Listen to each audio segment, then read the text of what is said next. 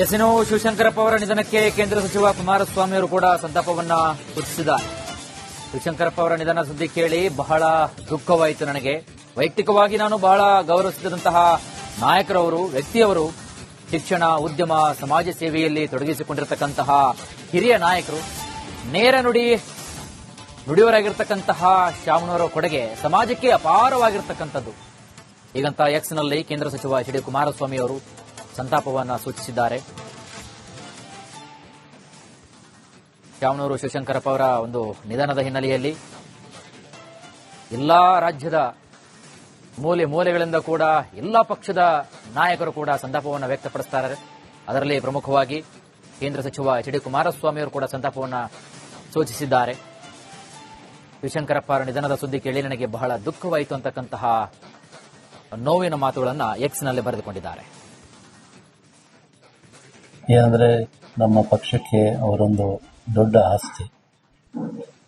ಇವತ್ತೆಲ್ಲ ನಾನು ಹುಡುಗ ಇದ್ದವಾಗಿನಿಂದ ನೋಡ್ತಾ ಇದ್ದೀನಿ. ನಮ್ಮ ಕಾಂಗ್ರೆಸ್ ಪಕ್ಷಕ್ಕೆ ಟ್ರೆಷರರ್ ಆಗಿ ಏನು ಪ್ರಾಬ್ಲಮ್ಸ್ ಇದ್ರೂ ಕೂಡ ಅವರು ವಹಿಸ್ಕೊಂಡು ನಮ್ಮ ಪಕ್ಷ ಇಷ್ಟು ವರ್ಷ ಅವ್ರು ಕಾಪಾಡ್ಕೊಂತ ಬಂದಿದ್ದಾರೆ. ಇವತ್ತಿಗೂ ಅವರು ಟ್ರೆಷರರ್ ಆಗಿ ಉಳ್ಕೊಂಡಿದ್ದಾರೆ. ಆಗಲಿ ಯಾವುದೋ ದೊಡ್ಡ ಸ್ಥಾನಕ್ಕೆ ಇವತ್ತಿಗೂ ಹೋಗಿಲ್ಲ.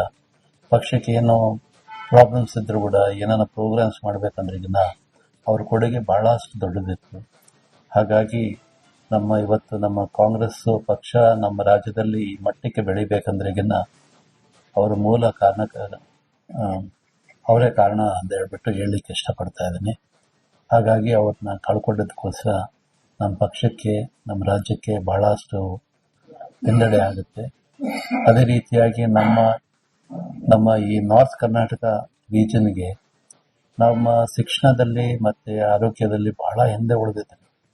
ಆದರೆ ಶಾಮನೂರು ಶಿವಶಂಕರ ಸಾಹೇಬರು ಒಂದು ಮೆಡಿಕಲ್ ಕಾಲೇಜು ಮತ್ತೆ ಒಂದು ಇಂಜಿನಿಯರಿಂಗ್ ಕಾಲೇಜಸ್ಸು ಇವೆಲ್ಲ ಮಾಡಿ, ಈವನ್ ಶುಗರ್ ಫ್ಯಾಕ್ಟ್ರೀಸು ಇವೆಲ್ಲ ಮಾಡಿ ರೈತರಿಗಾಗಲಿ ನಮ್ಮ ಜನರಿಗೆ ಆಗಲಿ ಇವತ್ತು ನಮ್ಮ ಆರೋಗ್ಯದ ಬಗ್ಗೆ ಇವತ್ತು ಬೆಂಗಳೂರು ಹೋಗೋದಿತ್ತು ಆಗ್ತಾ ಇತ್ತು. ಆದರೆ ಇವತ್ತು ನಾವು ಏನಾನ ಪೇಷಂಟ್ಗಳು ನಾವೇನು ರೆಫರ್ ಮಾಡಬೇಕು ನಾವು ನಮ್ಮ ದಾವಣಗೆರೆ ಕಾಲೇಜ್ಗೆ ನಾವು ರೆಫರ್ ಮಾಡ್ತಾ ಇದೀವಿ, ಅವ್ರ ಆಸ್ಪತ್ರೆಗೆ.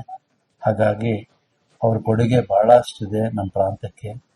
ಅವ್ರ ಆತ್ಮಕ್ಕೆ ಶಾಂತಿ ಸಿಗಲಿ ಅಂತ ಹೇಳಿ ನಾನು ನಮಸ್ಕರಿಸ್ತಾ ಇದ್ದೀನಿ.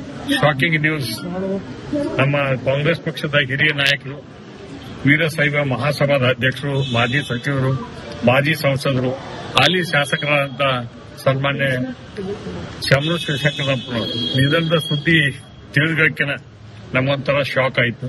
ಅದಕ್ಕೆ ಇಡೀ ರಾಜ್ಯ ಇವತ್ತು ಶಾಮನೂರು ಶಿವಶಂಕರಪ್ಪನವ್ರ ಬಗ್ಗೆ ವಿಶೇಷವಾದಂತಹ ಪ್ರೀತಿ ನನಗೆ. ನಾನು ರಾಜ್ಯ ಯುವಜನತಾದ ಅಧ್ಯಕ್ಷ ಆದಾಗ ಅವ್ರ ಮನೆಗೆ ಊಟಕ್ಕೆ ಹೋಗ್ತಿದ್ವಿ. ಅವತ್ತು ಸನ್ಮಾನ್ಯ ರಾಮಕೃಷ್ಣ ಹೆಗಡೆ ಅವರು ನಾವೆಲ್ಲ ಆ ರೀತಿಯಾಗಿ ಒಂದು ಸಂಬಂಧವನ್ನು ಇಟ್ಕೊಂಡವರು. ಎಲ್ಲಾ ಪಕ್ಷದ ಜೊತೆನೂ ಕೂಡ ಒಳ್ಳೆದಿದ್ರು, ಆದ್ರೆ ಕಾಂಗ್ರೆಸ್ ಪಕ್ಷದ ನಿಷ್ಠೆ ಅವರಲ್ಲಿತ್ತು. ಅಂತವ್ರು ಕರ್ಕೊಂಡೆಲ್ಲ ಇವತ್ತು ನಮಗೆ ಬಹಳ ನೋವಾಗಿದೆ. ಆ ದುಃಖವನ್ನು ಭರಿಸಲಿಕ್ಕೆ ನಮ್ಮ ಮಲ್ಲಾರ್ನಾಥ್ ಸಚಿವರಾಗಿ ಅವರೆಲ್ಲ ದೊಡ್ಡ ಕುಟುಂಬ ಇದೆ ಅವ್ರದ್ದು. ಅವ್ರು ನಮ್ಮ ಹುಬ್ಬಳ್ಳಿ ಭಾಗದಾಗ ಬೀಗ್ತಾರೆ ಮಾಡ್ರ, ಬೇರೆ ಬೇರೆ ಕಡೆ ಬೀಗ್ತಾರೆ ಮಾಡ್ರ.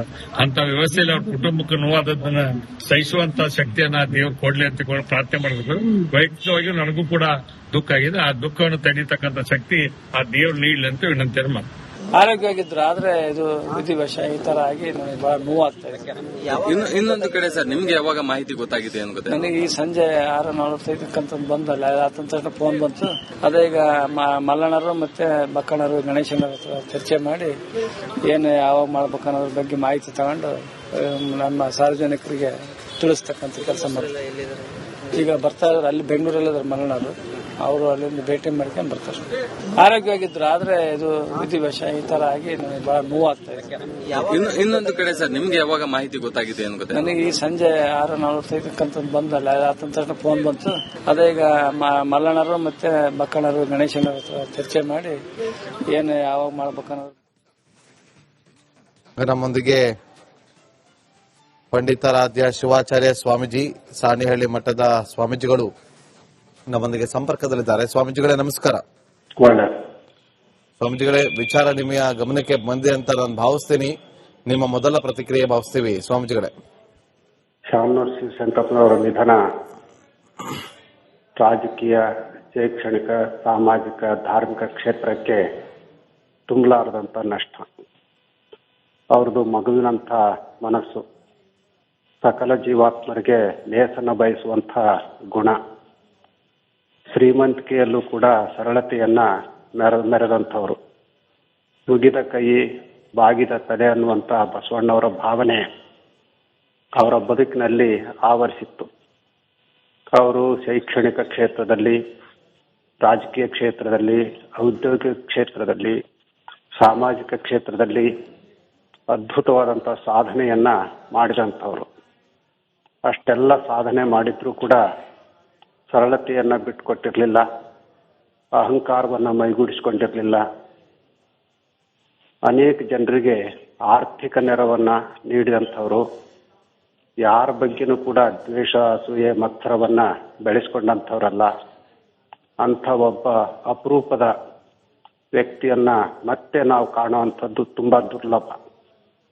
ಹಾಗಾಗಿ ನಾವು ಅನೇಕ ಸಂದರ್ಭಗಳಲ್ಲಿ ಹೇಳುವಂಥದ್ದು, ಒಬ್ಬ ಶಿವಶಂಕರಪ್ಪ ಹೋದ್ರೆ ಅಂತ 10 ಜನ ಶಿವಶಂಕರಪ್ಪನವರು ಹುಟ್ಟಿಕೊಂಡಾಗ ಅವರು ಚಿರಂಜೀವಿಗಳಾಗ್ತಾರೆ ಅಂತ. ಅವರ ಅಗಲುವಿಕೆಯನ್ನ ಸಹಿಸುವಂತ ಶಕ್ತಿಯನ್ನ ಅವರ ಮನೆತನದ ಎಲ್ಲ ಸದಸ್ಯರಿಗೆ, ಅವರ ಅನುಯಾಯಿಗಳಿಗೆ ಬಸವಾದಿ ಶಿವಶರಣರು ಕರುಣಿಸಲಿ ಅಂತ ಹಾರೈಸ್ತೇವೆ. ಅವರನ್ನ ನೀವು ಕಡೆಯದಾಗಿ ಭೇಟಿ ಮಾಡಿದ್ದು ಯಾವಾಗ? ಏನಾದರೂ ಮಾತಾಡಿದ್ರಾ ಶ್ರೀಗಳೇ? ಅವ್ರನ್ನ ಇತ್ತೀಚೆಗೆ ಆಸ್ಪತ್ರೆಯಲ್ಲೇ ನಾವು ಭೇಟಿ ಮಾಡಿದ್ವಿ. ಆ ಸಂದರ್ಭದಲ್ಲಿ ನಮ್ಮ ಕೈಗಳನ್ನ ಬಿಗಿಯಾಗಿ ಹಿಡ್ಕೊಂಡು ಕಣ್ಣು ಬಿಟ್ಟು ನೋಡಿ ಮಾತಾಡೋ ಪ್ರಯತ್ನ ಮಾಡ್ತಾ ಇದ್ರು. ಅದಕ್ಕೆ ಮಾತನಾಡ್ಲಿಕ್ಕೆ ಆಗ್ತಾ ಇರಲಿಲ್ಲ. ಅವ್ರಿಗೆ ನಾವು ವಿಭೂತಿಯನ್ನ ಧರಿಸಿ ಮಾತನಾಡಿದಾಗ ತುಂಬಾ ಸಂತೋಷದಿಂದ ಹಸನ್ಮುಖಗಳಾಗಿ ಪ್ರತಿಕ್ರಿಯಿಸಿದ್ರು. ಆದ್ರೆ ಮಾತಾಡ್ಲಿಕ್ಕೆ ಸಾಧ್ಯ ಆಗ್ತಿರ್ಲಿಲ್ಲ. ಅದಕ್ಕಿಂತ ಪೂರ್ವದಲ್ಲೂ ಅವ್ರಿಗೊಂದಿಷ್ಟು ಕಾಯಿಲೆ ಆದಾಗ ಅವ್ರ ಮನೆಗೆ ನಾವು ಹೋಗಿದ್ವಿ. ಆ ಸಂದರ್ಭದಲ್ಲಂತೂ ತುಂಬಾ ಚೆನ್ನಾಗಿ ಮಾತನಾಡಿದ್ರು. ನಾನು ಹುಟ್ಟತಾನೆ ಚಿನ್ನದ ಚಮಚೆ ಇಟ್ಕೊಂಡು ಬಾಯಲ್ಲಿ ಬಂದವನು ಅಲ್ಲ, ಭಗವಂತ ಏನೋ ಶ್ರೀಮಂತಿಕೆಯನ್ನ ಕೊಟ್ಟ, ಆ ಶ್ರೀಮಂತಿಕೆ ಸಮಾಜಕ್ಕೆ ವಿನಿಯೋಗ ಆಗ್ಬೇಕು ಅನ್ನುವಂಥ ಮಾತುಗಳನ್ನು ಕೂಡ ಅವ್ರು ಹೇಳಿದ್ರು. ಓಕೆ, ಥ್ಯಾಂಕ್ ಯು ಗುರುಜಿ, ನಮ್ಮೊಂದಿಗೆ ಇಷ್ಟೊತ್ತರೆಗೂ ಕೂಡ ಮಾತಾಡಿ. ಇನ್ನು ಶಿವಶಂಕರಪ್ಪ ಅವರ ನಿಧನಕ್ಕೆ ಕೇಂದ್ರ ಸಚಿವ ಕುಮಾರಸ್ವಾಮಿ ಅವರು ಕೂಡ ಸಂತಾಪವನ್ನ ಸೂಚಿಸಿದ್ದಾರೆ. ಶಿವಶಂಕರಪ್ಪ ಅವರ ನಿಧನ ಸುದ್ದಿ ಕೇಳಿ ಬಹಳ ದುಃಖವಾಯಿತು ನನಗೆ. ವೈಯಕ್ತಿಕವಾಗಿ ನಾನು ಬಹಳ ಗೌರವಿಸಿದಂತಹ ನಾಯಕರವರು, ವ್ಯಕ್ತಿಯವರು, ಶಿಕ್ಷಣ, ಉದ್ಯಮ, ಸಮಾಜ ಸೇವೆಯಲ್ಲಿ ತೊಡಗಿಸಿಕೊಂಡಿರತಕ್ಕಂತಹ ಹಿರಿಯ ನಾಯಕರು, ನೇರ ನುಡಿಯವರಾಗಿರ್ತಕ್ಕಂತಹ ಶಾಮನೂರ ಕೊಡುಗೆ ಸಮಾಜಕ್ಕೆ ಅಪಾರವಾಗಿರ್ತಕ್ಕಂಥದ್ದು.